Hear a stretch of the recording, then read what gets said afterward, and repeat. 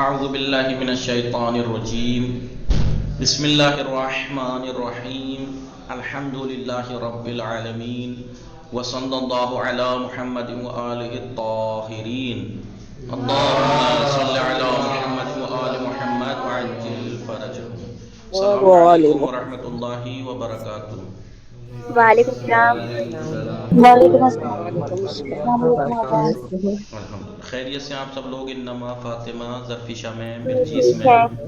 آپ کیسے ہیں آقا؟ الحمدللہ. فیروز فاطمہ، گلفشہ فاطمہ، السلام علیکم آقا. وعلیکم السلام. جی آقا. الحمدللہ. ہینا میم آپ ٹھیک ہیں؟ نہال آغا آپ ٹھیک ہیں؟ نکھات، روحی میم، ثانیہ، زہرا، مونیس، شیشما میم آپ سب لوگ ٹھیک ہیں؟ جوہر جی ٹھیک ہے.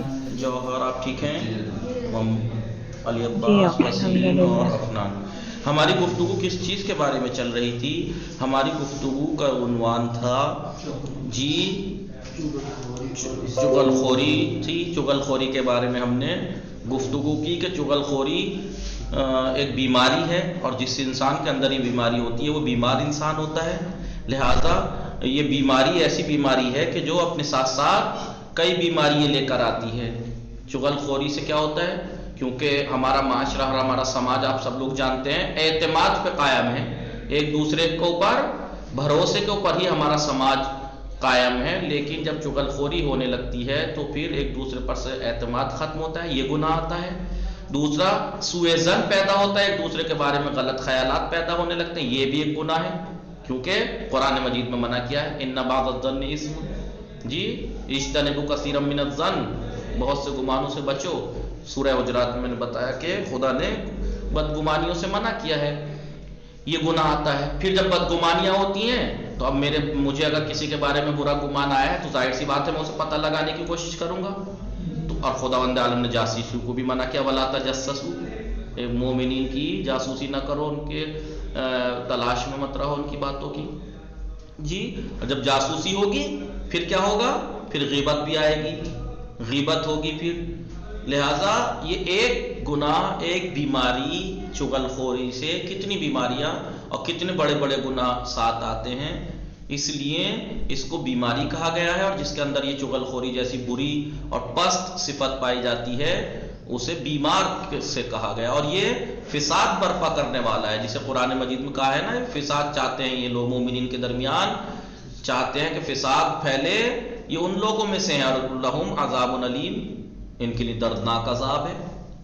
جی لہٰذا اس بیماری کو اور لوگ اس سے مقابلہ کیسے کرنا ہے، پیش کیسے آنا ہے اس کے ساتھ. آپ دیکھیے اور بیماریوں کے لیے اور گناہوں کے لیے اتنے طریقے سے نہیں کہا گیا جتنا اس کے بارے میں کہا گیا کہ اس کے ساتھ الٹا برتاؤ کیجئے. وہ آپ سے اگر کسی کے بارے میں کچھ کہہ رہا ہے چغل خور تو اس کی بات ہی مت مانیے، بلکہ اسے الٹا تکذیب کیجئے، جھٹلائیے اس کو کہ نہیں آپ غلط کہہ رہے ہیں، اس کی باتوں پر یقین نہ کریں. یہاں تک کہ حدیث آپ نے دیکھی، اس سے بڑی کوئی بات ہو سکتی ہے کہ ساتویں امام کی کیا حدیث تھی کہ ایک شخص آیا، آنے کے بعد کہا مولا مجھ سے ایک صاحب نے ایک صاحب کے بارے میں بتایا کہ انہوں نے میرے بارے میں یہ برا کیا، اور میں نے جب ان سے پوچھا تو وہ منع کر رہے ہیں، جبکہ جس نے بتایا وہ معتبر ہے جس نے مجھے بتایا. تو مولا نے کیا کہا؟ اپنے مومن بھائی کے بارے میں اپنی آنکھوں اور کانوں کو بھی جھٹلا دو، اپنی آنکھوں اور کانوں کو بھی جھٹلا دو. اگر کوئی 50 لوگ، کتنے 50 لوگ، لیکن 50 کا مطلب یہ نہیں ہے کہ 50 سے زیادہ 51 ہو تو نہیں 50 مبالغتاً کہیں، یعنی اتنے بھی لوگ اگر ہوں زیادہ بھی اور اوپر سے قسم بھی کھائیں اور آ کر وہ یہ کہے کہ فلاں صاحب نے فلاں رشتہ دار نے آپ کے بارے میں ایسا کہا ہے، آپ کو ایسا کہہ رہے تھے، ایسا کہہ رہے تھے، تب آپ ان 50 لوگوں کو جھٹلا دیں اور اسے ایک کی بات مانیں جس کے بارے میں کہا ہے. سمجھ میں آ رہا ہے کتنی اہمیت ہے، یہ کتنی بری صفت ہے چغل خوری. یہ چغل خوری کے بارے میں ہم نے بتایا کہ چغل خور کو تکذیب کرنی چاہیے، اس کی بات کو نہ مانا جائے، اس پر اعتماد نہ کیا جائے.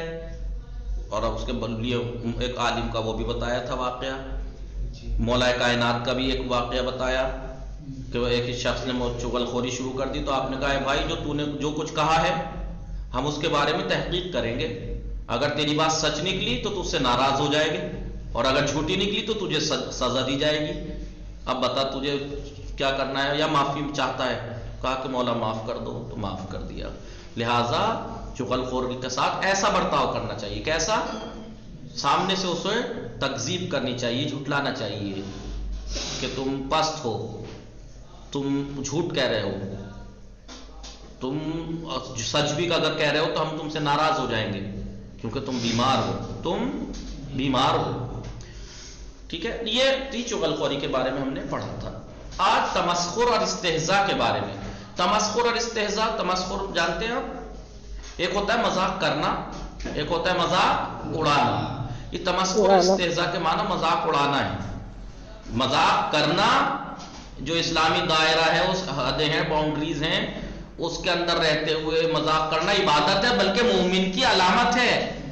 جی, دعابت و علامت المومن, دعا یہ مذاق مومن کی علامت ہے, مومنوں کی. آپ نے رسول اکرم کے واقعات بھی سنے ہوں گے, بہت سے اہل بیت کے بھی ہنسی مذاق کے سنے ہوں گے. یاد ہے کہ رسول اکرم کے پاس ایک بوڑھی آئی, آپ نے ایسے ہی کہا کہ بوڑھے جنت میں نہیں جائیں گے, بوڑھے جنت میں نہیں جائیں گے. وہ بڑی بھی رونے لگی تو آپ مسکرائے, ہنسے, کہا کہ اس کا مطلب رسول اللہ میں نہیں جاؤں گی. کہا کہ نہیں بھائی, وہاں کوئی بوڑھا نہیں ہوگا, جنت میں جوان ہو کر جائیں گے. جی ٹھیک ہے. یا اور بہت سے ایسے اہل بیت کی سیرت میں ملتے ہیں.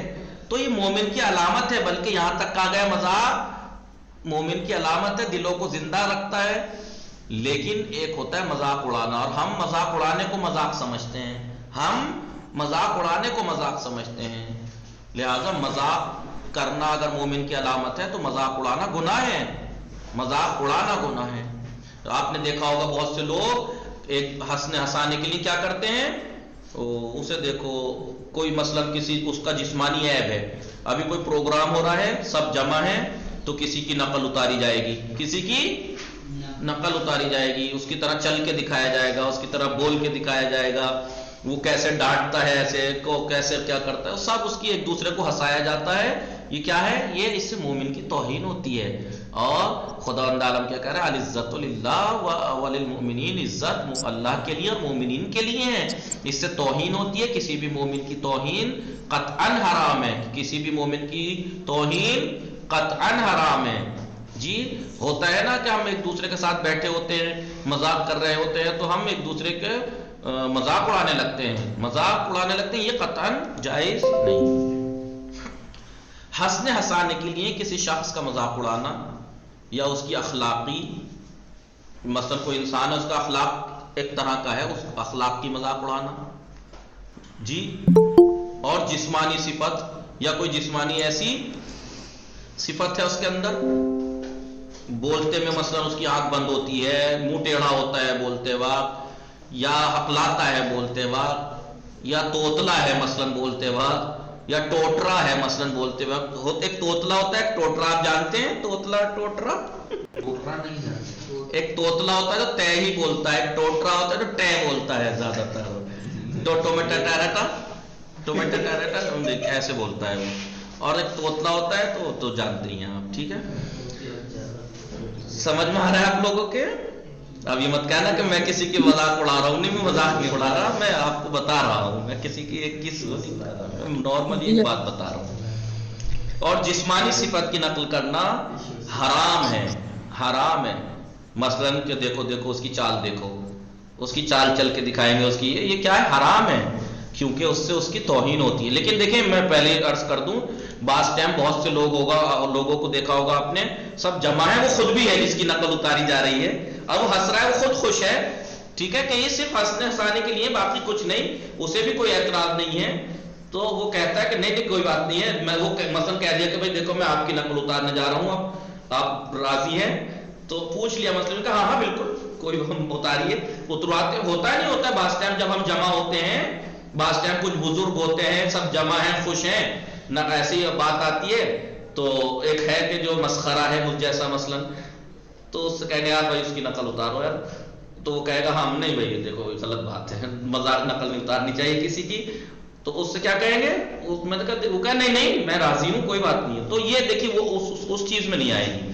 ٹھیک ہے, یہ اس چیز میں نہیں آئے گی کیونکہ وہ راضی. لیکن اگر اسے لگ رہا ہے کہ اسے برا لگے گا, اس کی توہین ہے، کوئی غلط چیز کی نقل نہیں، تو بولنے کی ٹھیک ہے یہ کیسے ڈانٹتے ہیں، یہ ٹھیک ہے، وہ بھی ان کی اجازت سے. سمجھ میں آ رہا ہے نا آپ لوگوں کو؟ لہذا لیکن ایسے توہین ویسے حرام ہے، کیونکہ اس سے توہین ہوتی ہے اور اس کی شخصیت اور اس کی عزت پر برا اثر پڑتا ہے، لہذا یہ قطعاً حرام. اسلام کی نگاہ میں ایک مرد مومن کا مکمل احترام ضروری اور واجب ہے. اب یہ مت کہنا کہ یہاں تو مرد آیا ہے تو بس مردوں کا ہی احترام ہے، ہم عورتوں کا کیوں نہیں ہے؟ نہیں، بعض چیزیں کامن بولی جاتی ہیں، سب شامل ہوتے ہیں، ٹھیک ہے. آپ نے دیکھا ہوگا جگہ جگہ مومن بھائی ورڈ آ رہا ہے، تو مومن بہنوں کا کیا ہوگا؟ نہیں، مومن بھائی مطلب ایک کامن ورڈ ہوتا ہے، جب اس میں سب آتے ہیں. سمجھ میں آ رہا ہے نا؟ جی. کبھی آپ مایوس ہو جائے کہ ہمارا تو کہیں ذکر ہی نہیں آتا، نہیں، سب اس میں شامل ہے. لہذا کسی شخص کے لیے کسی مرد کی توہین، بے عزتی یا اس کی شخصیت سے کھلواڑ جائز نہیں ہے، جیسا کہ خداوند عالم کا ارشاد ہے وَلِلَّهِ الْعِزَّةُ، عزت اللہ کے لیے ہے، وَلِرَسُولِهِ، اور اس کے رسول کے لیے ہے، وَلِلْمُؤْمِنِينَ، اور مومنین کے لیے ہیں، صاحبان ایمان کے لیے ہیں. ساری عزت اللہ، اس کے رسول اور صاحبان ایمان کے لیے. لہذا کسی کو حق نہیں ہے کسی عزت کے ساتھ کھیلنا یا کوئی ایسا کام کرنا جس سے اس کی عزت پہ فرق پڑے. دوسرے مقام پر کیا ارشاد ہے؟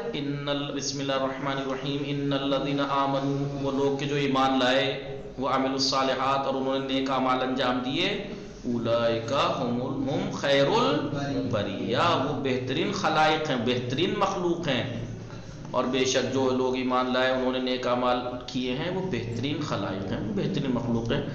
پیغمبر اکرم اہل ایمان یعنی مسلمانوں کی بات ہو رہی ہے، تو جو ہے نان مسلم ہے یا عیسائی ہیں یا یہودی ہیں، ان کی غیبت ہو سکتی ہے یا برائی ہو سکتی ہے یا چغلی ہو سکتی ہے. اس میں مینشن یہ ہے کہ اہل ایمان، غیر مسلم کی ان کی اس کو کہا گیا کہ ہاں اس میں کوئی پرابلم نہیں ہے.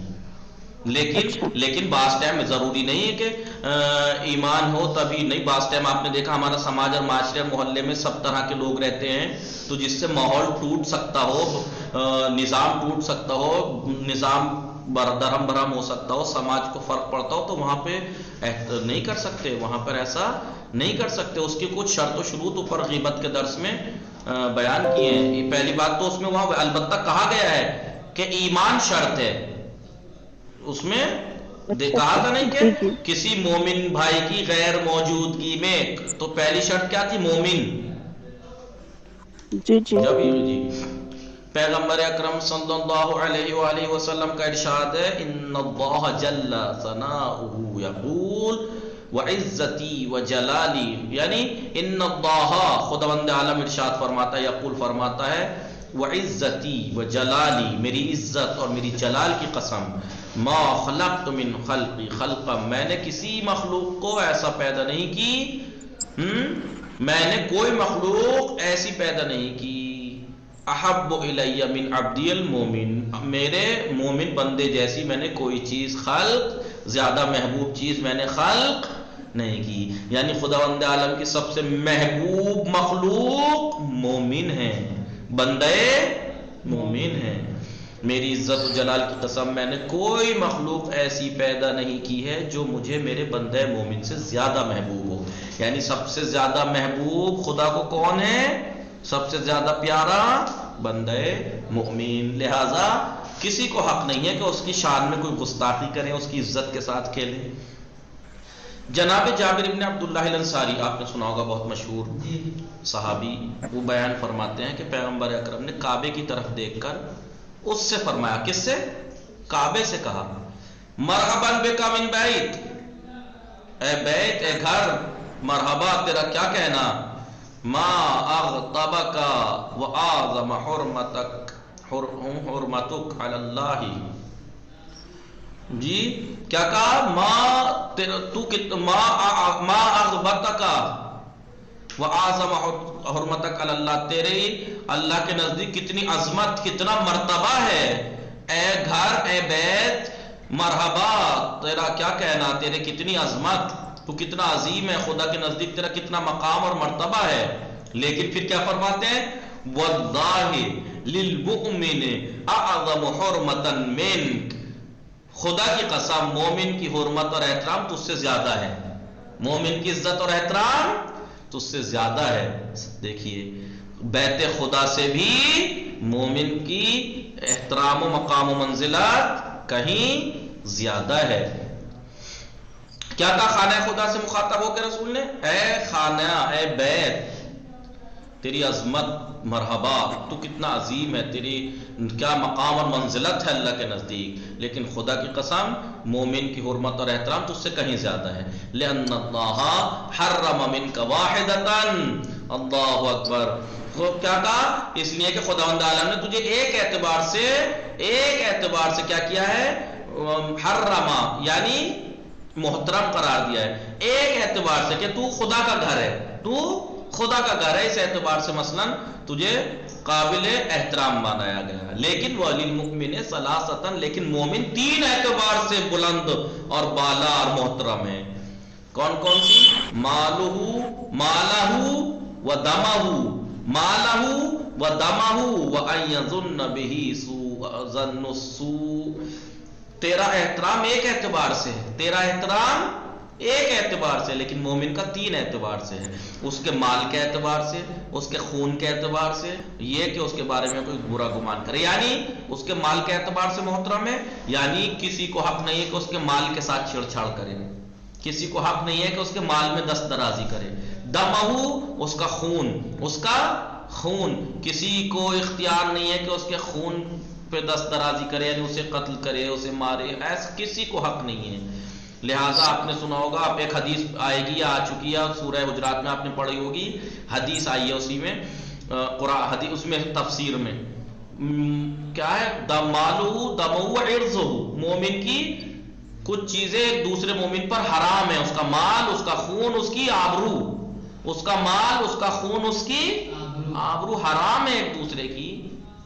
یہاں پہ کیا کہا؟ تین اعتبار سے مومن قابل احترام ہے، اس کا مال بھی محترم، دمہ، اس کا خون بھی محترم، وَيَظُنَّ بِهِ ظَنُّ السُّوء، اس کے بارے میں کوئی برا گمان کرے، ایسا نہیں ہو سکتا۔ یہ تین اعتبار سے اس کے بارے میں کسی کو برا گمان کرنے کا حق نہیں ہے۔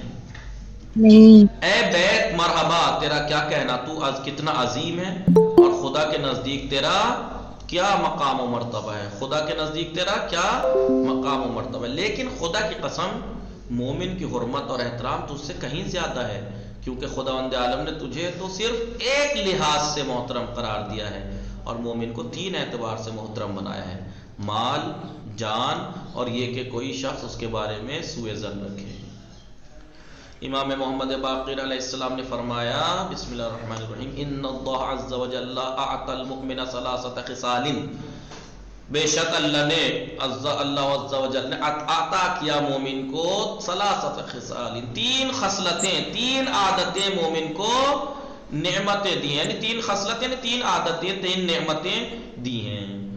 العز فی الدنیا، دنیا میں اس کی عزت، والدین، اور دین میں، والفلاح فی الآخرہ، آخرت میں کامیابی، والمحابۃ فی صدور العالمین، اور کائنات کے لوگوں کے اندر اس کی ہیبت، کائنات کے لوگوں کے دلوں میں اس کی ہیبت، مومن کی ہیبت ہوتی ہے لوگوں کے دلوں میں، مومن کی دنیا والوں کے دلوں میں ہیبت ہوتی ہے۔ یہ تین چیزیں اللہ نے نعمتیں عطا کی ہیں مومن کو۔ کون سی تین نعمتیں؟ دیکھیے، ان اللہ عز وجل اعطى المؤمن ثلاث خصال، کون سی؟ العز فی الدنیا والدین، ایک دین اور دنیا میں عزت، والفلاح فی الآخرہ، آخرت میں کامیابی، والمحابۃ فی صدور العالمین، دونوں جہان کے لوگوں کے دلوں میں ہیبت، یہ مومن کو عطا کی ہے۔ مومن کی ہیبت ہوتی ہے، آپ نے دیکھا ہوگا، الگ ہی فرق پڑتا ہے مومن کا۔ پروردگار عالم نے مومن کو تین نعمتوں سے نوازا ہے، دین و دنیا میں عزت، آخرت میں فلاح و کامیابی، اور دنیا والوں کے دلوں میں رعب و ہیبت، رعب و دبدبہ، ہیبت۔ سمجھے اس حدیث کو آپ لوگ؟ جی، تو مومن کو یہ تین نعمتوں سے نوازا ہے۔ جی، یہ تین نعمتیں ایسی ہیں جو مومن کو اللہ نے عطا کی۔ امام جعفر صادق علیہ السلام نے فرمایا، المؤمن اعظم حرمتا من الکعبہ، مومن کا حرمت و احترام کعبے سے زیادہ ہے، کہیں زیادہ۔ مومن، دیکھیے خانہ خدا کتنا محترم ہے، آپ سوچ سکتے ہیں کتنا محترم ہے، لیکن مومن کا احترام اس سے بھی زیادہ ہے. یہ چھٹے امام فرما رہے ہیں صادق آل محمد.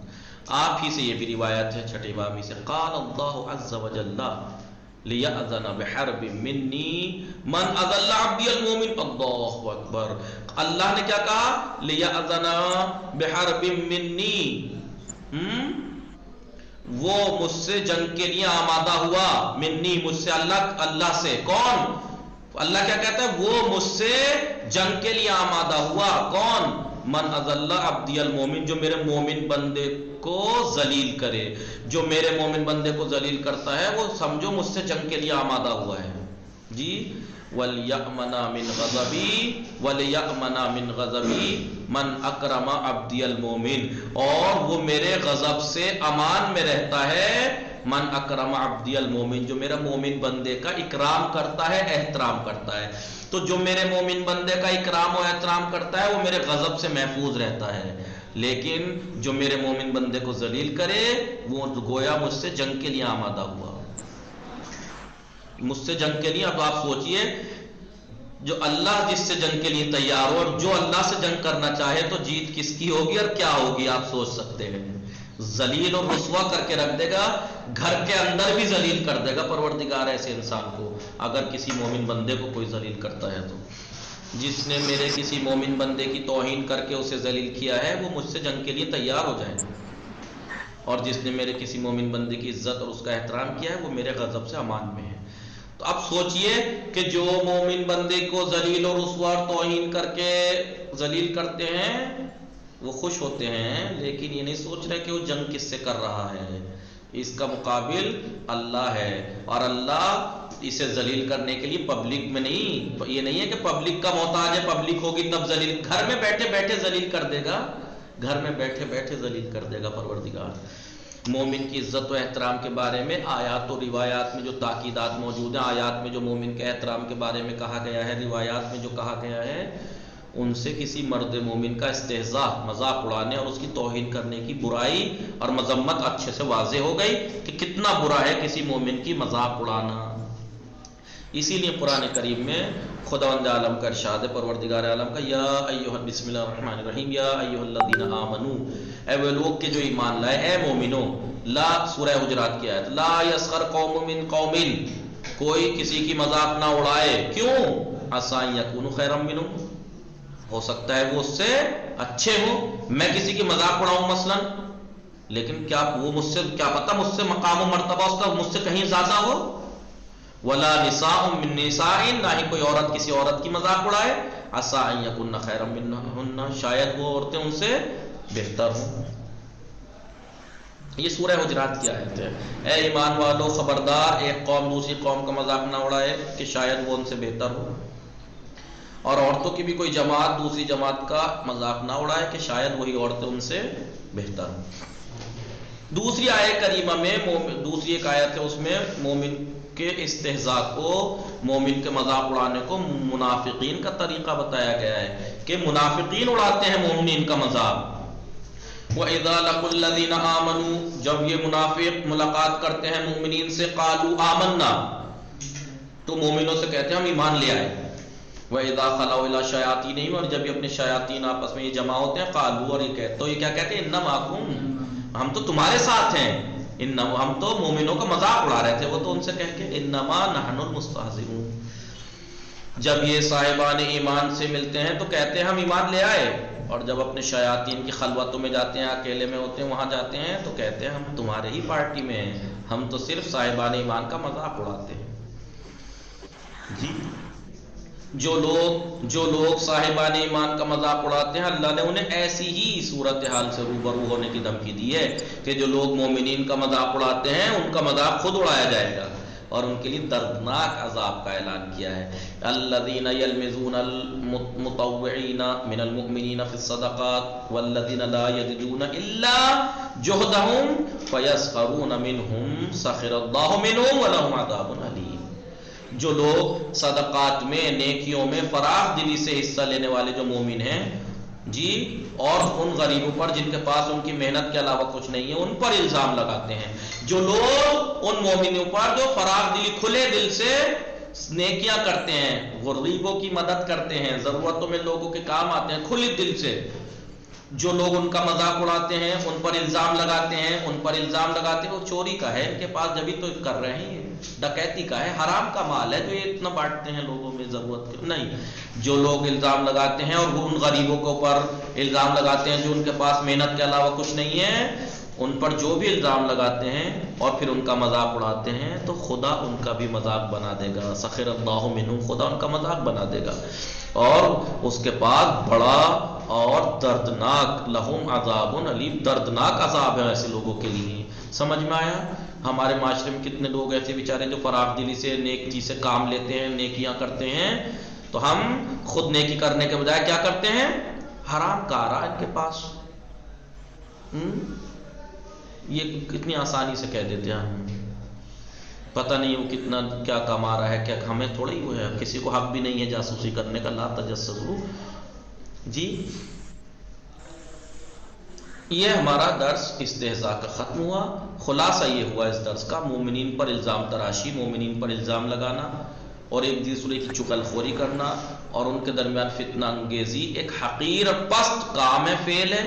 ایک تو پست کام ہے، گناہ کبیرہ ہے، اور خداوند عالم کی معصیت ہے جس سے پروردگار عالم نے منع فرمایا ہے. کیونکہ اسلام کی نگاہ میں مومن ہر اعتبار سے قابل احترام ہے، عزت و ناموس، جان مال، ہر اعتبار سے مومن قابل احترام ہے، اور اس کی توہین اور تحقیر، اس کے حقیر کرنا، اسے ذلیل کرنا جائز نہیں ہے، حرام ہے.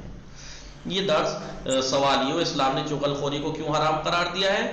چغل خوری سے آپ نے اوپر پڑھا تھا کہ اعتماد ختم ہوتے ہیں اور جی دنیا میں معاشرے کا بھروسہ ٹوٹتا ہے، سماج درہم برہم ہوتا ہے. چغل خور کے ساتھ ہمیں کیا سلوک کرنا چاہیے؟ وہ 4-5 مورد بیان کیے ہیں کہ کیا کرنا چاہیے. مومن کی عزت کے بارے میں امام کاظم علیہ السلام کی روایت جو تھی وہ، اور چغل خوری اور تمسخر کے خطرناک نتائج کیا ہیں، چغل خوری اور تمسخر کے نتیجے کیا ہیں. چغل خوری کے نتیجے تو آپ نے اوپر پڑھے، وہ الگ الگ روایات میں اس کے نتیجے اور اثر مل جائیں گے. وصلی اللہ علی محمد وآلہ الطاہرین. اللہم صلی علی محمد وآل محمد وعجل فرجہ.